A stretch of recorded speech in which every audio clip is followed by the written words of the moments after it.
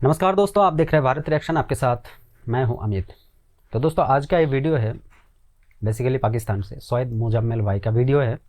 और ये वीडियो का टाइटल है इज़ पाकिस्तानी फेलिंग अपार्ट। अच्छा, एक्चुअली ये जो तीनों जगह है पाकिस्तान का, बहुत ही फेमस जगह है। यहाँ पे कुछ प्रॉब्लम हुआ है कुछ दिन से, तो उनके बारे में, उसी के बारे में ये सोएद भाई अपना वीडियो में बताएंगे। तो हम थोड़ा वीडियो पहले देख लेते हैं, उसके बाद वीडियो के बीच में या लास्ट में बातें करेंगे। एक कंसर्न पाकिस्तानी के तौर पे जब आप लोगों को ये सवाल करते हुए देखते हैं कि क्या पाकिस्तान का मेल्ट डाउन शुरू हो गया है, यहाँ पर सिविल वॉर की सिचुएशन है, इसके अलावा पाकिस्तान के अंदर एक टोटल वॉर दिखाई देती है, रियासत हर फ्रंट पे इंगेज कर रही है। हिस्टोरिकली क्या होता था कि पाकिस्तान की रियासत को कहीं से अपोजिशन मुल्क के अंदर और कहीं से सपोर्ट मिला करती थी। इस मरतबा जो इनके अपने प्रोपोनेंट्स थे वो तकरीबन ना होने के बराबर हो चुके हैं। और एक कंसर्न पाकिस्तानी के तौर पे जो कि इस रियासत को टैक्स देता है, यहाँ अमन व अमान चाहता है, यहाँ की कम्युनिटीज़ के लिए पीस और सिक्योरिटी चाहता है, जब मैं ये सब देखता हूँ तो तशवीश के अलावा और पेसिमिज़म के अलावा कुछ दिखाई नहीं देता। मैं एक वकेशन पे था और मुझे हज़ारों की तादाद में मुख्तलिफ़ इलाक़ों से लोगों ने जो मैसेज किए हैं, अगर मैं आपको दिखाऊं तो शायद डिप्रेशन हो जाए। जिस नौइयत के इमेजेस मैंने देखे हैं, फुटेजेस मैंने देखी हैं, जिस नौइयत का वायलेंस होते हुए देखा है, और शायद ये वो वायलेंस नहीं है जो मैं पहली बार देख रहा हूँ, क्योंकि 5-6 साल 7 साल से इस काम में लगे हुए हैं। बहुत से लोग पाकिस्तान में इससे नाशना हो सकते हैं।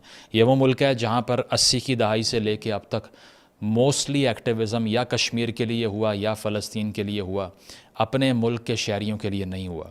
और इस स्टेज के ऊपर पाकिस्तान की रियासत को जहाँ जहाँ इंगेज करना पड़ रहा है, लगता ये है कि वो ग्रेजुअली एग्जॉस्ट कर जाएगी अगर इतने फ्रंट खुल गए तो।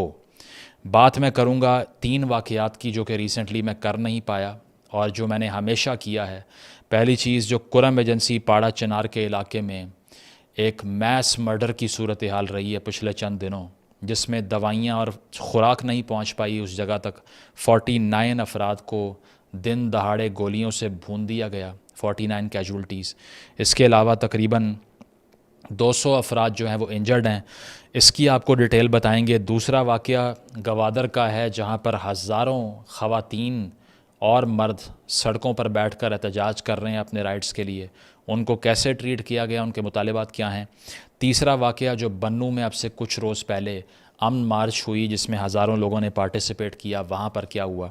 आगाज़ करता हूँ पाड़ा चिनार से। ये वो शहर है जहाँ पर 80 की दहाई से 6000 लोगों को मारा गया है। 6000 people killed in a single city of this country without anyone knowing। किसी को मालूम शायद नहीं है कि इस मुल्क में रिकॉर्ड बना है लाशों के अंबार और पहाड़ बनाने का, जिस पर कोई आँख नहीं रखता, देखता नहीं है कि वहाँ पर कौन क्या कर रहा है। 80 की दहाई से इस गंद का आगाज़ होता है, पहले भी था लेकिन एस्केलेट यहाँ पे करता है जब ज़ियाउल हक, सबसे बड़ी बीमारी पाकिस्तान की, नाफिज होते हैं यहाँ पे। और उसके बाद नाफिज होने के वो अपनी एक particular hard line fundamentalist ideology को लेजिस्लेट करवा लेते हैं, जिससे चंद ऐसे ग्रुप्स तगड़े हो जाते हैं जो जाके अहले तशी माइनॉरिटी के गले काटना शुरू हो जाते हैं। आज तक ये 49 अफराद में से जो कैजुअल्टीज़ हुई हैं, तकरीबन 38 से ज़्यादा अहले तशी हैं इसमें से। और दूसरी चीज़ ये है कि इस दोस्तों, सॉरी फॉर द इंटरप्ट, मैं बीच में बोल रहा हूँ, वीडियो का बीच में बोल रहा हूँ, इसीलिए मुझे यार सॉरी। एक्चुअली देखिए, 80 के दशक से, मतलब 1980 साल के बाद एक सिटी में लगभग 6000 कैजुअलिटी, मतलब 6000 लोगों को मारा गया। ये चीज़ जो है ना, ये सब न्यूज़ कभी आपको मीडिया में सुनने के लिए नहीं मिलेगा। मतलब अब जो मेन स्ट्रीम मीडिया है पाकिस्तान या फिर इंडिया का, कहीं पे भी आपको नहीं मिलेगा। ये सब चीज़ जो है आपको इसी जगह पे मिलेगा। देखिए मतलब क्या हाल है। एक पिछले 40 सालों में, 30 से 40 सालों के अंदर अगर एक ही सिटी में 6000 लोगों को वहाँ का सरकार के द्वारा मारा जाए, गोली से भून दिया जाए, तो क्या हो सकता है यार। मुझे तो यार सुन के यार ख़तरनाक लग रहा है यार, क्या है ये। अभी भी ट्वीट बाकी है, लगता है बहुत कुछ बाकी है, क्योंकि हमने जो सुना था कि ग्वादर में जो हो रहा है अभी फ़िलहाल, वो तो मतलब खतरनाक है अभी, मतलब उनका कोई मुकाबला नहीं है किसी जगह के साथ। पाकिस्तान अपने लोगों के ऊपर इतना तकलीफ़ दे रहा है, इतना जुल्म कर रहा है ना, जो कोई भी कंट्री में नहीं होता ऐसा। लेकिन है ना, क्या है कि सबके सामने आके बोलेगा कि हम बड़ा है यार, हमें ये करो, हम सोचते हैं सबके बारे में। हाँ, पूरा वर्ल्ड का जितना भी मुसलमान है सबका जिम्मेदारी हमारा ही है। यार अपना घर देखो पहले, फिर दूसरी जगह को देखना। अभी फ़िलिस्तीनी के बारे में तुम बातें करते रहते हो, गाज़ा के बारे में बातें करते हो, हर जगह के बारे में तुम्हें, यह कश्मीर जो इंडिया में जो जम्मू एंड कश्मीर है उसके बारे में तुम बातें करते रहते हो। हाँ, इंडिया में कहाँ क्या हो रहा है उसके बारे में तुम बड़े बड़े ढींगे हाँकते हो, लेकिन यार पहला अपना पिछवाड़ा देख लो, है ना। तुम्हारा अपना लोग जिस तरीके से तुम्हारा सरकार के खिलाफ प्रोटेस्ट कर रहे हैं।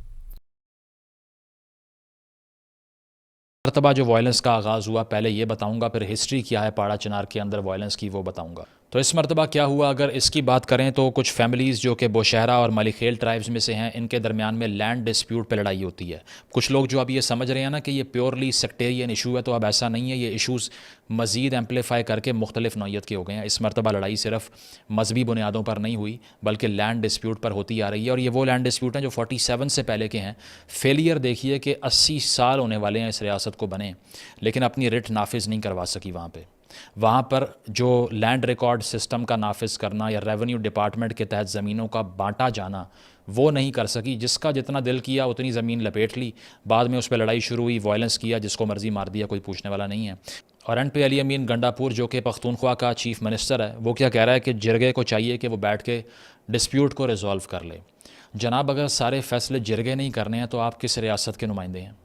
आप वहाँ पर क्या कर रहे हैं? अदालतें कहाँ पर हैं? अगर आपने फ़ाटा को ज़म किया है खैबर पख्तूनख्वा के अंदर, तो वहाँ रियासत की रिट कहाँ पर मौजूद है?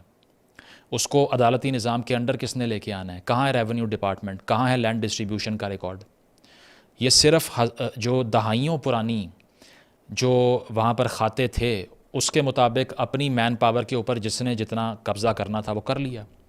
और दूसरी चीज़ ये है कि जिस तरह के हथियारों का वहाँ पर इस्तेमाल किया गया है, अगर देखा जाए तो ये यकीन नहीं आता कि आम शहरी इस तरह के हथियार लेकर बैठे हुए हैं वहाँ पे। मोटर शेल्स हैं उसके अंदर। इसके अलावा उसके अंदर आपको दिखाई देगा रॉकेट लॉन्चर से हमले किए गए हैं। फुटेज देखें तो लगता है कोई वीडियो गेम की फुटेज है। इतना हैवी फायर है कि पैलेस्तीन के अंदर इतना हैवी फायर किसी वीडियो में रिकॉर्ड नहीं हुआ होगा शायद, जितना इस फुटेज में मैंने देखा है होते हुए। और अहल-ए-तशी नौजवानों की लाशों का एक पूरी कतार दिखाई देती है, आपको वीडियो बना रहे हैं। एक और वीडियो है जिसमें गले के ऊपर चढ़ के ज़िबा कर रहे हैं और साथ नारे बुलंद कर रहे हैं। ये सब कुछ इस रियासत के अंडर हो रहा है, लेकिन चूंकि वो डीह्यूमनाइज्ड हैं इसीलिए किसी को फ़र्क ही नहीं पड़ता उससे। हाँ, किसी ऊँट की टांग कट जाए यहाँ पे तो उस पर पूरा मुल्क रोता है। इसके अलावा अगर इस्लामाबाद के अंदर या लाहौर के अंदर इसका 1% भी होता, मैं ये नहीं कहता कि यहाँ किसी शहरी की जान की हिफाजत नहीं करनी चाहिए, लेकिन उसको अटेंशन कितनी मिलती है आप ये देखिए। और मेन स्ट्रीम से डिस्कोर्स तकरीबन गायब है। इसकी तारीख़ में अगर जाएँ तो इससे पहले भी ये हुआ कि सिपा साहबा, लश्कर जंगवी, जैश मोहम्मद, ये ग्रुप्स जब तगड़े हुए तो इन्होंने यहाँ पर लोगों को इसीलिए मारना शुरू किया कि एक तो ये अहल-ए-तशी हैं, नंबर 2 ये ईरान को सपोर्ट करते हैं। ज़ैनबियून, फ़ातिमियून के मेंबर्स हैं जो कि सीरिया में सुन्नियों को मारती है, तो इसी वजह से इनसे हमने बदला लेना है। और 2015 में भी एक अटैक किया था यहाँ पे, जिसमें जवाब ये दिया गया कि दरअसल ये सीरिया जाके हमें मार रहे थे, हमने यहाँ इनको मार दिया। और इसके साथ साथ ये कि 2008 में कुरम तो कम्प्लीटली पाकिस्तान से कट गया था। उसकी वजह यह है कि अपर कुरम के इलाके में जो मेजॉरिटी है अहल-ए-तशीस की वो रहती है, उनको नीचे आने के लिए लोअर कुरम से गुजरना पड़ता है, जहाँ पर कोई सुन्नी मेजॉरिटी थी उस टाइम पे, तो उनका रास्ता ही बंद हो गया। वो अफ़गानिस्तान से होके आ रहे थे। 2007 से 10 के दरमियान 3000 लोग मरे।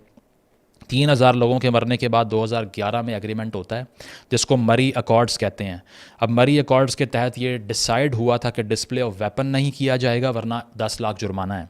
ये डिसाइड हुआ था कि कोई भी कत्ल का बदला नहीं लेगा वरना 20 लाख रुपए जुर्माना है। ये डिसाइड हुआ था कि बाज़ारों में खड़े होकर अहल-ए-तशी मौलवी हज़रात या सुन्नी मौलवी हज़रात एक दूसरे के मज़हब के ख़िलाफ़, एक दूसरे के फ़िरके के ख़िलाफ़ इंसाइटमेंट टू वायलेंस नहीं करेंगे, वरना उस पर भी पकड़ होगी और उसके ऊपर भी आपको जुर्माना देना पड़ेगा। लेकिन 2011 के इस एग्रीमेंट का एक भी क्लॉज़ किसी ने माना नहीं। 4000 लोगों को मरवाने के बाद भी कोई अमल दरामद नहीं हुआ, रियासत सोई रही। और अब लोगों के लैंड डिस्प्यूट्स जो हैं वो ज़ाती असले के लिहाज से सॉल्व किए जाएंगे। मेरे पास अगर 15-20 बंदूकें हैं और आपके पास एक बंदूक है तो ज़मीन मेरी है, बीच में कोई मीडिएटर नहीं है। इसमें से रियासत बिल्कुल गायब है कि कहाँ पर है कहाँ पर नहीं है। कंसिस्टेंट फ़ियर के अंदर नौजवान रहते हैं। मैं बहुत से पाड़ा चनार के लोगों से मिला हूँ जो कि काफ़ी पढ़े लिखे हैं। उसकी वजह है कि एजुकेशन का वहाँ पे अहले तशी माइनॉरिटी के अंदर एक बहुत अच्छा रुझान है। तो वो हमेशा ये बताते हैं कि पता नहीं होता कि जब रिश्तेदारों को छोड़ के आ रहे हैं तो पीछे वापस आकर दोबारा मिलना है या लाशों को रिसीव करना है। सिर्फ देखिए किस कदर कंसिस्टेंट फ़ियर के अंदर ये लोग ज़िंदगी गुजारते हैं। मुझे लेवायथन में थॉमस हॉब्स की वो लाइन्स याद आ। देखिए, मैं उन हिंदुस्तानियों को बताऊंगा, हिंदुस्तानी मुसलमानों को मैं आज ये बता रहा हूँ, क्योंकि आपको लगता होगा कि पाकिस्तान यार बहुत अच्छा जगह है, वहाँ स्पेशली मुसलमान के लिए है, तो आप गलत है। अब देख लीजिए कि आपका जो देश है, हिंदुस्तान या फिर किसी भी देश का हो जो मेरे बात सुन रहे हो, उन्हीं के लिए ये बात है यार।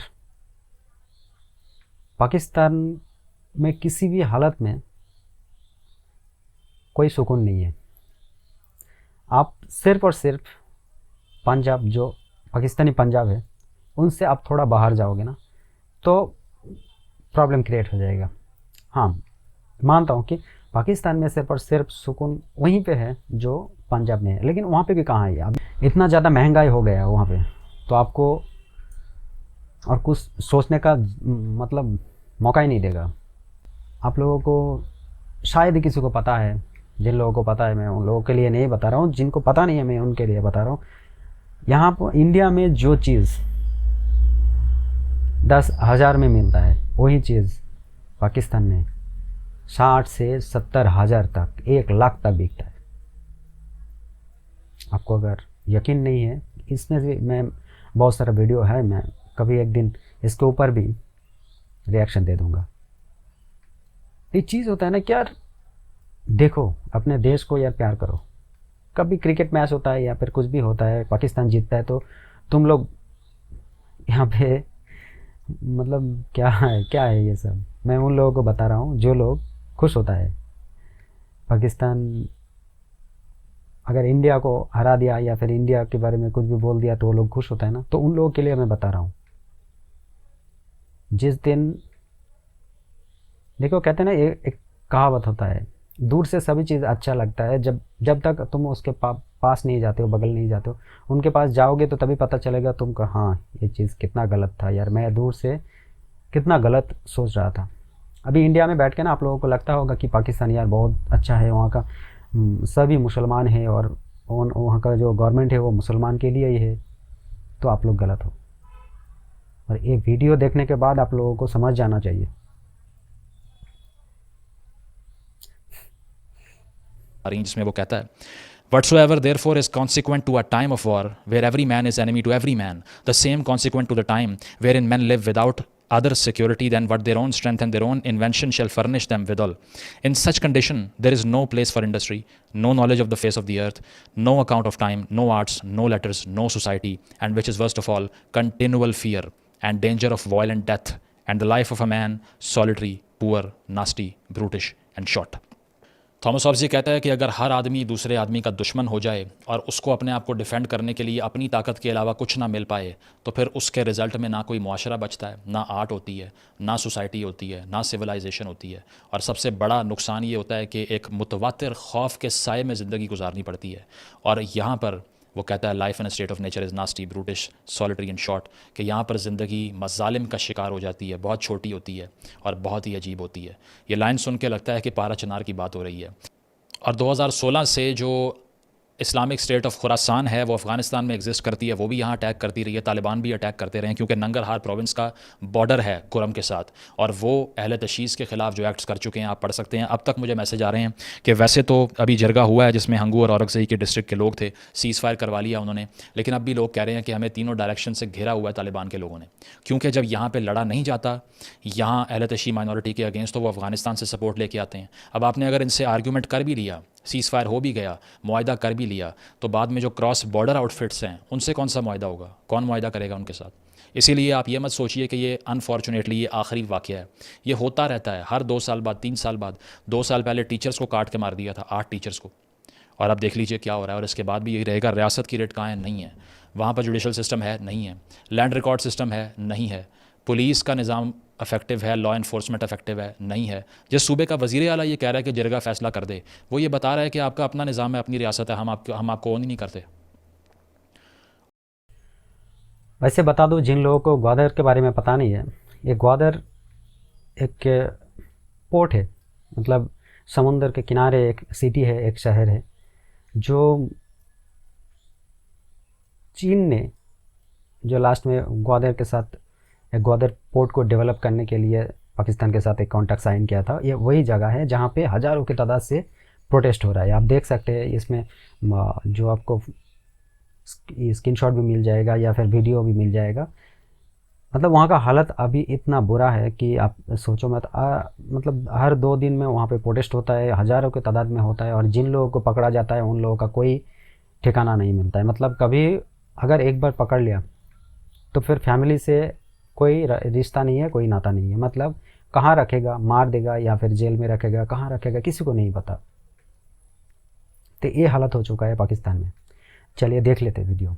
और आगे चलिए, गवादर की सूरत हाल की अगर मैं बात करूं, मारंग बलोच साहिबा जो कि बलोच यकजहती कमेटी को हेड करती हैं, 2023 में भी इस्लामाबाद धरना लेकर आई थी। बालाच बलोच का केस हुआ, उस पर भी तहरीक चलाई थी इन्होंने।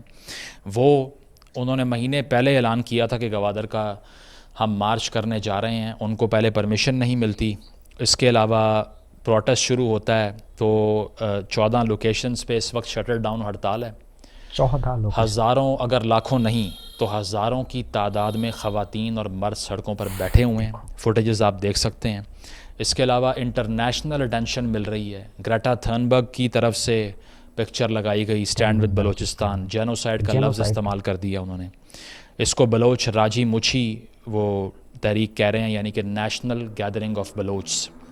और वो ये कह रहे हैं कि दरअसल इसमें मैं एक बात कहना चाहता हूँ यार, देखिए फॉरेन एक्टर्स उनको दिखाई दे रहा है, वो उनके साथ है, लेकिन हमारा इंडियन का कोई भी, बॉलीवुड का कोई भी या फिर टॉलीवुड, आप किसी का भी बोलिए, कोई भी बंदा एक भी शब्द नहीं बोलेगा इन लोगों के बारे में। क्यों पता है? सब दोगलापन है। हम ना जिसको हीरो मानते हैं ना, वो एक्चुअली हीरो है ही नहीं। उनका कोई औकात ही नहीं है, तलवा चाटने वाला है सब। कोई इसका तलवा चाटता है, कोई उसका तलवा चाटता है, लेकिन जो सही है उनके सामने कभी नहीं लगे। अगर आज कोई प्रॉब्लम होता ना यहाँ पे इंडिया में, किसी हिंदू के साथ किसी मुसलमान का कभी भी अगर कोई प्रॉब्लम हो जाता ना, तो वो लोग बातें कर लेते कि हाँ चलो देखो हिंदू ऐसा कर रहा है, ऐसा कर रहा है, यहाँ पे कोई भी ये नहीं है। लेकिन पाकिस्तान में क्या हो रहा है? पाकिस्तान का इतना सारा हिंदू था जिसका नामो निशान तक अभी नहीं है। हर एक घर में हिंदू घर से लड़कियां उठा के कहाँ कहाँ लेके जाके क्या कर लेता है किसी को भी मालूम नहीं पड़ता है। लेकिन इसके बारे में कोई बातें नहीं करेगा, किसी का मुंह से एक भी शब्द नहीं सुनाई देगा। ग्वादर में जो हो रहा है कोई भी कुछ बात नहीं, किसी को बोलना भी नहीं है। बाकी टाइम ना अगर कुछ भी हो जाए, आप देखो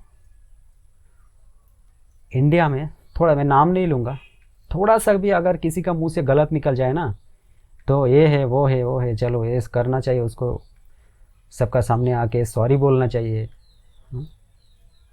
तुम लोगों का दोगलापन, और इसीलिए बॉलीवुड का क्रेज़ ख़त्म होते जा रहा है इंडिया से।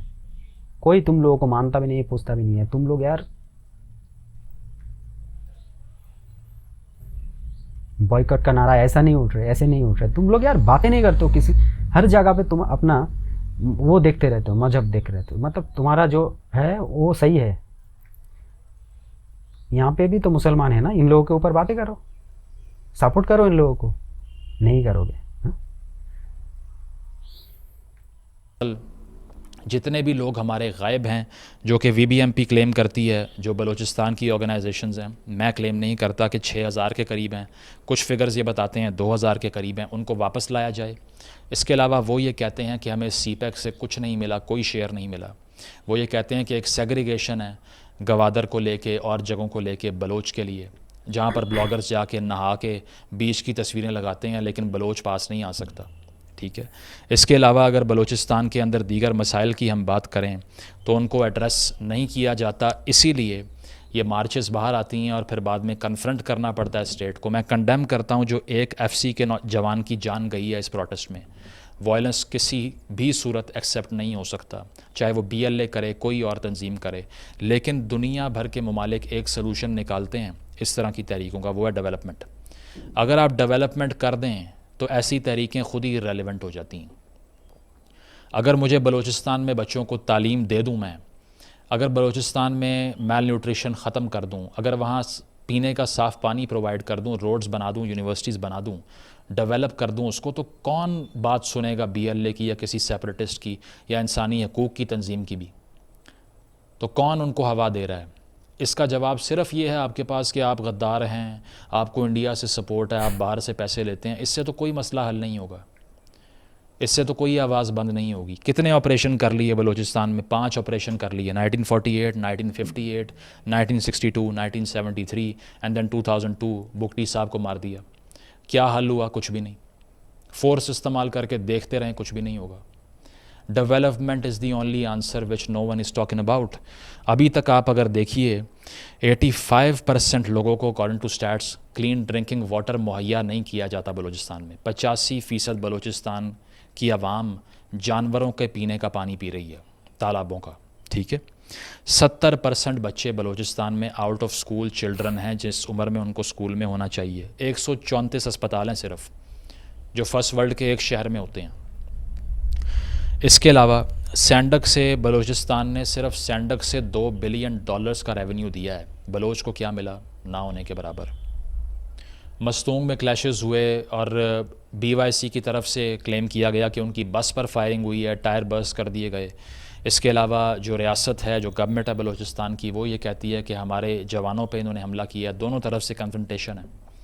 एक और फ्रंट है, किस तरह डील करना है नहीं मालूम, इंटेलिजेंट अप्रोच नहीं ली जा रही। अगर इन लोगों के मसाइल को हल नहीं किया तो फिर आप सिर्फ कंडेमनेशन करते रहेंगे, उससे मसला हल नहीं होगा। मसला था पॉलिटिकल सिस्टम ला के हल करना।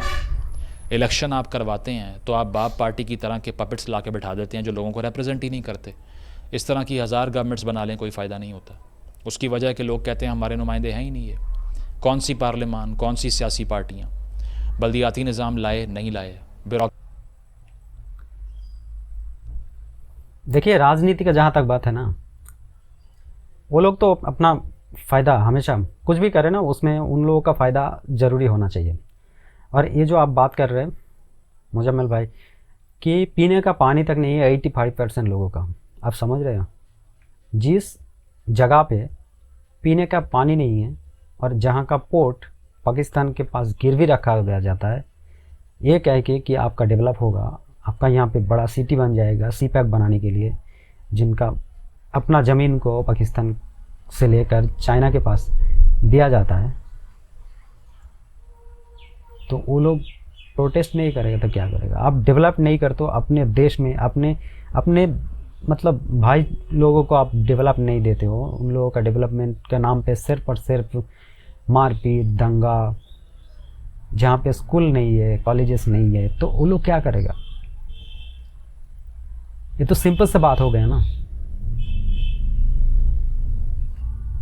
जहाँ पे डेवलप नहीं है वहाँ पे तो दहशतगर्द आएगा ही, वो लोग तो प्रोटेस्ट करेगा ही ना। उनका वहाँ से अब $2 बिलियन का आपने एक्सपोर्ट किया, $2 बिलियन कहाँ गया? उन लोगों के पास कितना % गया? जाना चाहिए लेकिन गया नहीं। कहाँ खर्चा होता है ये सब?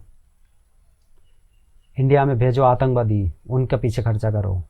हाफिज सईद को अब एक मतलब इतना बड़ा सेफ्टी उन लोगों के पास, टेररिस्ट जो लोग हैं हेड ऑफ द टेररिस्ट, आप उन लोगों को इतना सिक्योर रखते हो, इतना सेफ्टी देते हो कि एक PM को भी आप नहीं दे सकते हो। आपका जो फॉर्मर PM है, जिनको आपने चुना है, मतलब वहाँ का जनता ने चुना है, उन्हीं को जेल में डाला गया। उनका पार्टी को बैन कर रहे। अभी गवर्नमेंट जो नॉर्मली जो गवर्नमेंट है, इनको तो जनता ने नहीं चुना, इनको किसने चुना है? बाहरी मुल्क इनको चुन के खड़ा किया है पाकिस्तान में किस लिए पता है? आप लोगों को ख़त्म करने के लिए। और आप बातें करते हो कि जम्मू एंड कश्मीर का, वहाँ का लोग बहुत बुरे हालत में हैं। कभी देखा है आपने जम्मू एंड कश्मीर में 370 हटने के बाद कितना ज़्यादा डेवलप्ड हो रहा है? बाहरी मुल्कों से जम्मू एंड कश्मीर में कितना बिलियन डॉलर का इन्वेस्टमेंट हो रहा है, मिलियन बिलियन डॉलर का इन्वेस्टमेंट हो रहा है वहाँ पे। आप लोग ये नारा लगाते हो कश्मीर बनेगा पाकिस्तान। हाँ? जो अपने पास थोड़ा बहुत कश्मीर बचा है ना, आप उनको वो तो सही तरीके से नहीं रख सकते हो। उनका मैं वीडियो की स्क्रीनशॉट में दे दूंगा, वो भी देख लीजिएगा आप लोग। जो थोड़ा सा भी कश्मीर है आपके पास, जिसको हम कहते हैं POK, पाक ऑक्युपाइड कश्मीर, आप उनको तो सही तरीके से नहीं रख सकते हो। वहाँ पे प्रोटेस्ट चल रहा है कि पाकिस्तानी आर्मी निकल जाओ। वहाँ का लड़का लोग, बच्चा लोग क्या कहते पता है? ये कहते हैं कि यहाँ का स्कूल नहीं है, कॉलेजेस नहीं है, हॉस्पिटल में आर्मी का मतलब बोलबाला है। अगर जाओ तो आर्मी इतना गंदा सैल्यूट करता है कि मतलब सोचो मत। बच्चा लोग, दो कॉलेज स्टूडेंट है, स्कूल स्टूडेंट है, उन लोगों के ऊपर वो लोग कहते हैं कि आर्मी का हॉस्पिटल में क्या काम, कि आज़ाद कश्मीर। हाँ? आपने जो लेके रखा है कश्मीर, POK जिसको हम कहते हैं, आप उसको क्या कहते हो? आज़ाद कश्मीर। पाकिस्तानी लोग अपने आज़ाद कश्मीर तो बोल दिया, लेकिन उसका क्या आज़ादी है?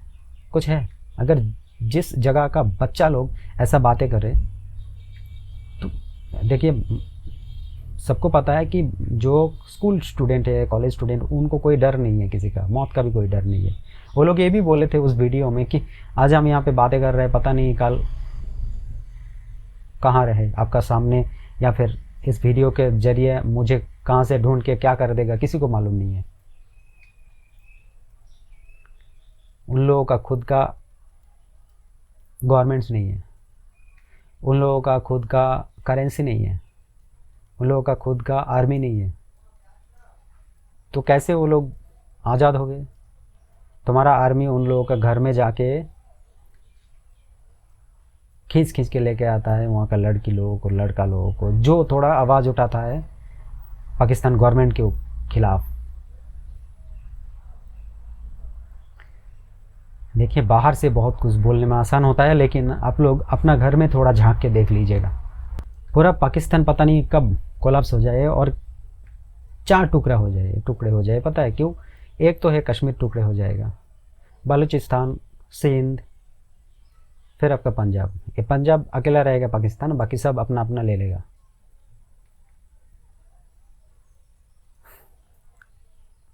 ये मुजम्मिल भाई, ये आप लोगों का है, लड़का, आपका बच्चा है घर का, फिर भी आप लोगों का जो प्रॉब्लम्स है उसके बारे में खुल के बोलता है। लेकिन आप लोग कौन हो? आप लोग हो तलवा चाटने वाले, है ना? सिर्फ गजवाई हिंद करने से कुछ नहीं होता है। अपना जो पाकिस्तान है उनको थोड़ा इकट्ठा करके रखो, उसको सही करके रखो, है ना? हमेशा दूसरे के ऊपर उंगली मत क्या करो। नौटंकीबाज हो तुम लोग। औकात नहीं है, लेकिन बोलने के लिए तुम्हें कोई टैक्स तो पे नहीं करना पड़ता है। ऐसे जो कुछ भी जो मन में आए बक देते हो। डेमोक्रेसी का निज़ाम इफेक्टिव बनाया नहीं बनाया, तालीम दी नहीं दी, रिसोर्स दिया नहीं दिया, सिक्योरिटी दी नहीं दी, लेकिन हाँ खामोशी चाहिए आगे से, तो उसमें तो सूरत हाल हल नहीं होती। तीसरा वाक़या बन्नू वाला था। हाफिज़ गुल बहादुर का ग्रुप जो अफ़गानिस्तान से ऑपरेट करता है, उन्होंने अटैक किया बन्नू में, 8 सोल्जर्स की जान गई, बड़ा नुकसान हुआ। कौन मर रहा है? सिक्योरिटी पर्सनल्स मर रहे हैं। उनके नुकसान को रोकना है हमने, ये कंसर्न है। It's not a point of triumph for any organisation जिसको हम लॉर्ड करेंगे यहाँ बैठ के, तो वो होता है। और उसके बाद मिलिट्री ऑपरेशन की बात की जाती है, अज़्म इस्तेहकाम की, तो जवाब में 10,000 से ज़्यादा लोग अमन मार्च करते हैं, बन्नू में झंडे उठा के बाहर आते हैं, प्रोटेस्ट करते हैं और कहते हैं कि हम नहीं ऑपरेशन को हल समझते। उसकी वजह है कि दहाइयों से यहाँ ऑपरेशन हो रहे हैं, कुछ भी नहीं हुआ। वो कहते हैं कि आपने अमन कमेटियों की फॉर्म में जो टेररिज्म का हल निकाला कि ये TTP से लड़ेंगी अमन कमेटियाँ, वो तो ख़ुद बदअमनी में इन्वॉल्व हैं, वो तो ख़ुद बता लेने में इन्वॉल्व हैं, और दूसरी चीज़ ये है कि अगर रियासत है तो वो किसी थर्ड एंटिटी की सपोर्ट लेकर क्यों अमन नाफिज कर रही है, उसको तो ख़ुद करना पड़ेगा फिर। तो उसके ख़िलाफ़ वो मार्च करते हैं और वहाँ पर एक्यूज़ किया जाता है कि वो कंटोनमेंट की तरफ बढ़े, एक दीवार को गिराया, कुछ लूट मार के इल्ज़ाम भी लगे कि वहाँ सामान उठाया गया, जवाब में फायरिंग हुई। HRCP ये क्लेम करता है कि 5 लोगों की जान गई। लोकल्स जो मुझे बता रहे थे वो कह रहे थे कैजुअल्टीज़ ज़्यादा हैं, स्टेट कहती है कि ग़ालिबन 1 है। इसके बावजूद प्रोटेस्टर्स के ऊपर फायरिंग हो गई। अगर किसी ने कुछ चोरी किया कोर्ट में पेश करो और बाद में कन्विक्ट कर दो, उसको जो लॉ कहता है वो कर दो। लेकिन उसके बाद सिचुएशन एग्रेवेट कर गई और अब सूरत हाल ये है कि 16 डिमांड्स जिरगे ने रखी, जिसको मान तो लिया गया, लेकिन लॉन्गर रन में ये ऑपरेशन अब नहीं ना करने की बात उनको इंश्योर करवाई गई है, जो कि हो नहीं सकता, करना पड़ेगा वो भी आपको। उसका अल्टरनेटिव क्या है ये भी नहीं मालूम, क्योंकि सूरत हाल इस नहज पे आ गई है कि आउट ऑफ इक्वेशन चीज़ें चली गई हैं। गिलामन वज़ीर का मर्डर होता है इस्लामाबाद के अंदर, उसके बाद PTM का धरना, PTM मार्च की सूरत में उसको लेके जाती है। अब 11 अक्टूबर को पश्तून कौमी जिरगे का उन्होंने ऐलान कर दिया, यानी कि अदालत लगाएंगे अपनी। और रीसेंट स्टेटमेंट्स आप देख लीजिए PTM के हेड्स की, बेशक वो मंजूर पश्तीन क्यों ना हो, वो कह रहे हैं कि शायद अब हमारा रहना मुश्किल हो गया आपके साथ। तो ये वो चीज़ें हैं जिसको कर्टेल आप फोर्स से नहीं कर सकते। इसमें ग्रीवेंसेस हल करने पड़ेंगे, मसाइल सुनने पड़ेंगे और इन कम्युनिटीज़ को सौतेला समझना बंद करना पड़ेगा। जिस तरह TLP आई है ना अभी इस्लामाबाद और आके आपसे डिक्लेयर करवा के गई है कि इसराइल को टेररिस्ट कहें, और आपने कहा बाद में जो डिमांड लिस्ट लाते हैं, बैठ के वफाकी वज़रा AC वाले कमरे में साथ बिठा के मुज़ाकरात करते हैं।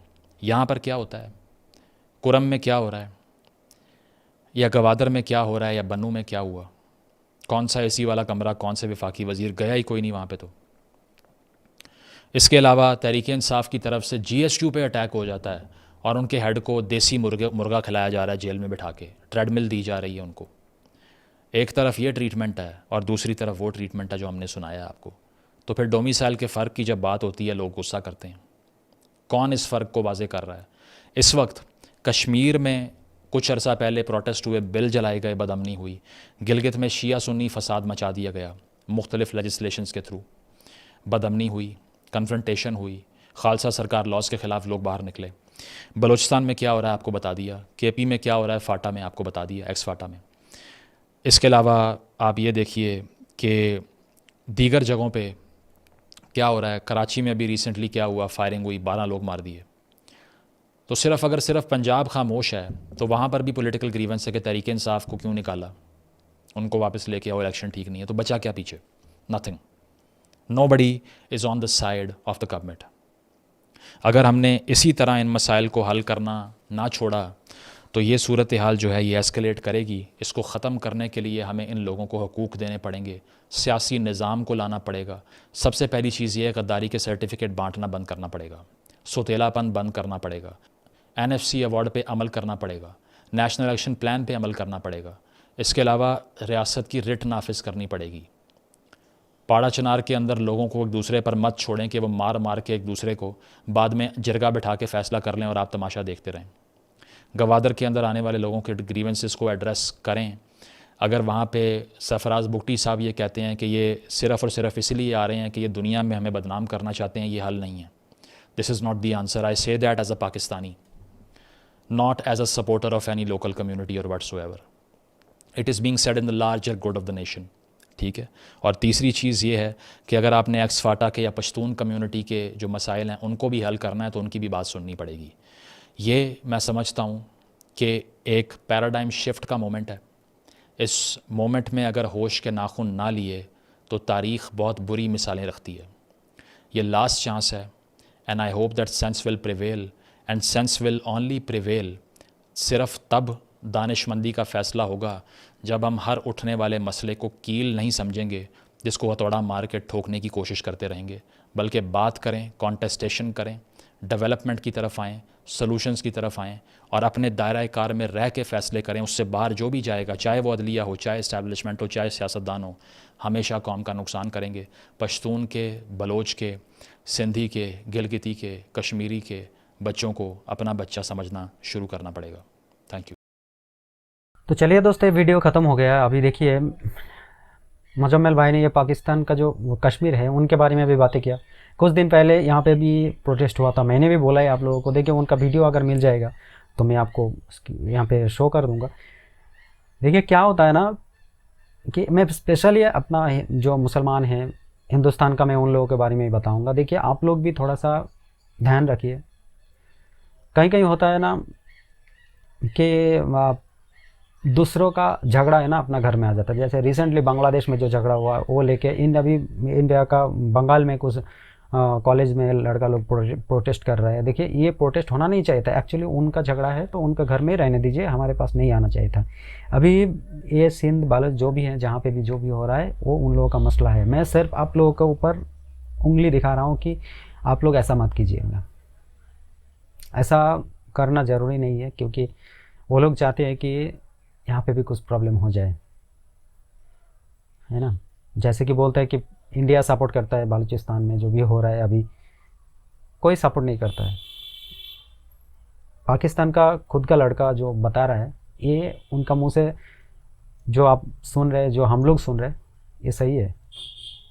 वहाँ पे डेवलपमेंट नहीं होता है। ग्वादर में जो बलूचिस्तान में जो हो रहा है अभी प्रोटेस्ट हो रहा है, किस लिए हो रहा है?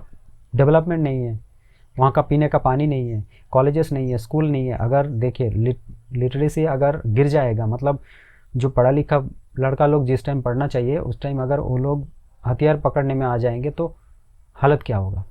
इसलिए जॉब वहाँ पे होना ज़रूरी है, पढ़ा लिखा होना या फिर शिक्षा होना ज़रूरी है, जैसे कि हमारा कश्मीर में, जम्मू कश्मीर में हुआ है। तो दोस्तों आज के लिए हम वीडियो यहीं पे ख़त्म करते, फिर कभी मिलेंगे दूसरा कोई वीडियो में। तब तक के लिए सबको शुभकामनाएं। जय हिंद।